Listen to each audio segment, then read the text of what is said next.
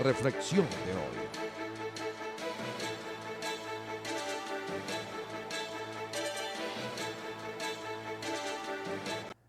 Recuerdo, mis queridos amigos, una campaña electoral de hace ya varios lustros.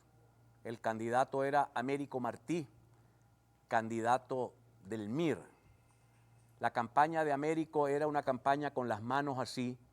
Él decía, manos limpias al poder, refiriéndose a que él y la gente que lo acompañaba era gente que no tenía las manos embadurnadas de haber usado los recursos públicos para su beneficio. En Venezuela, mis queridos amigos, usted puede contar con muy pocos dedos el tema del manejo pulcro de los recursos públicos.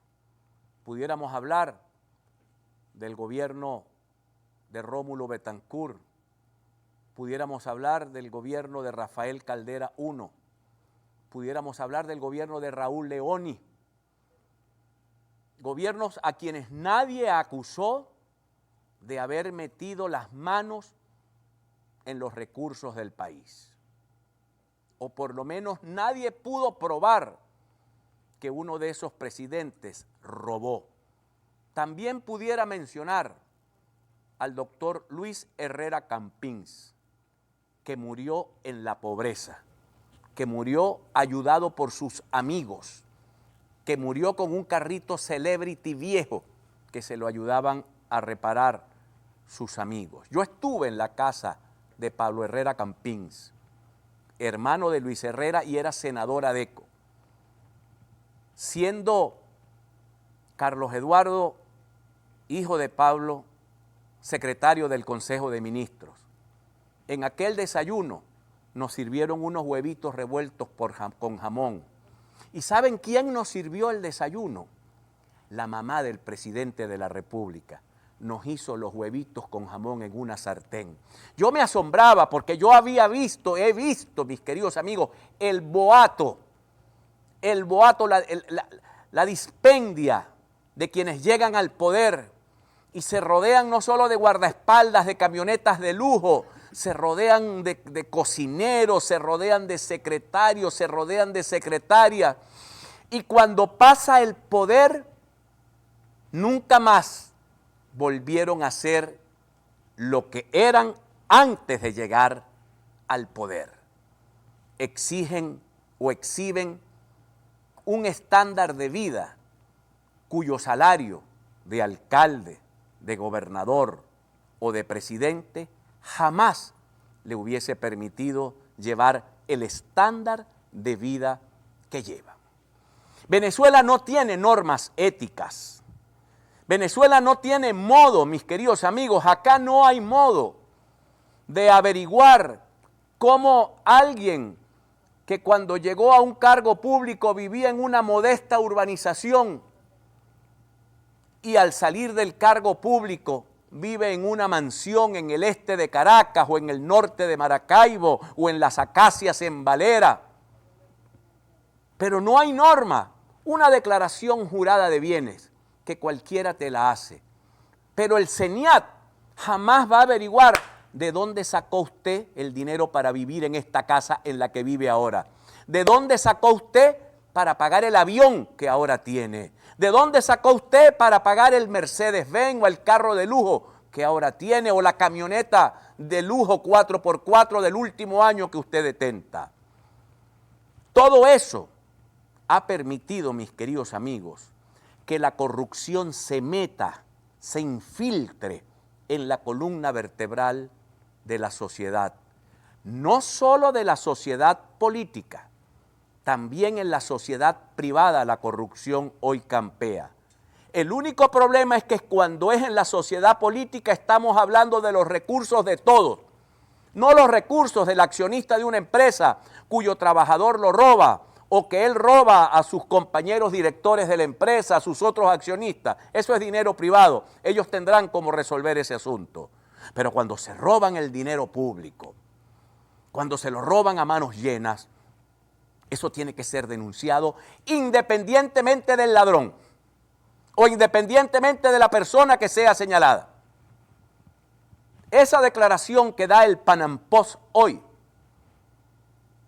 121 millones de dólares. Ojalá y sea mentira, pero eso es un periódico duro que denuncia duro. 121 millones de dólares que se haya gastado el gobierno de Juan Guaidó. ¿En qué y para qué?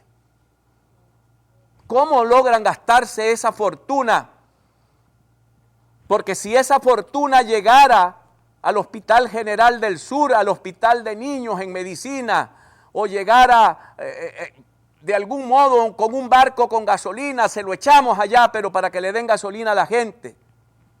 Pero cuando uno observa, y me van a disculpar, porque muchos de ellos son mis amigos, con quienes he trabajado muchísimo tiempo durante muchos años, y uno los observa vivir en el exterior como viven, y viajar en avión de España a Colombia, de Colombia a Miami, de Miami a Argentina, como si los boletos de avión los regalaran, como si las estadías en los hoteles las regalaran, como si los almuerzos y las cenas en los restaurantes los regalaran.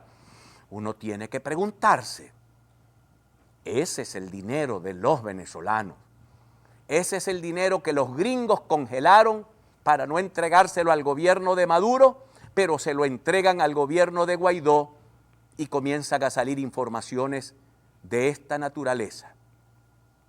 La primera información de esta naturaleza que salió tuvo que ver con el hoy candidato a gobernador del estado Barinas, que manejaba, según el doctor Humberto Calderón Berti, hombre de 80 y tantos años y de mucho prestigio en el país, manejaba la ayuda para los militares venezolanos que habían desertado. Y parte de esa ayuda se gastó en un prostíbulo en Colombia en una noche. En un prostíbulo donde hubo un envenenamiento por drogas y falleció el primo hermano del hoy candidato a gobernador por el estado Barinas. Así no es. Así no es. Eso es hacerle trampa a la gente. Eso es mentirle a la población. Eso es decir, yo soy de los buenos, pero termino comportándome como lo peor de los malos. Si podemos esta sociedad dividirla en buenos o malos, cosa que a mí ni me agrada ni me satisface. Pero en el nombre de Dios. 5 millones de dólares se le asignó a Julio Borges, canciller de Guaidó. 5 millones de dólares, ¿para qué? Si no entrega pasaporte, si no es canciller de verdad, porque de verdad no es canciller. No entrega pasaporte, no entrega visa, no entrega nada, no tiene oficina. 5 millones de dólares.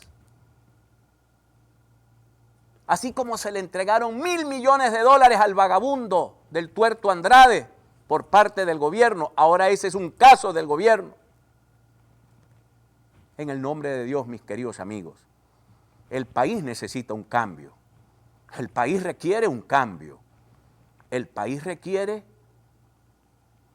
que haya mucho control para impedir que el dinero de la gente del barrio La Revancha de Maracaibo termine pagándole el almuerzo, la cena o los whisky a un dirigente de gobierno o de oposición que está en una posición en el exterior.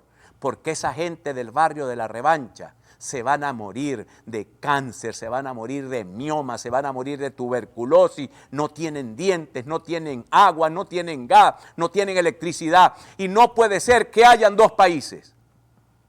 Un país civil padeciendo, un país empresarial aruñando para tratar de mantener sus empresas de pie y un país político llevando una vida cuyos recursos o ingresos regulares jamás le alcanzarían para llevarla. Este país necesita muchas comisiones de control y de ética, mis queridos amigos, para saber no solo la mano que gasta, sino también saber quién es la mano que guarda. Identificamos y ya regresamos. Ya regresamos. A punto con Juan Carlos Fernández. Ferroeléctrico Maracaibo es Ferma. Todo en ferretería.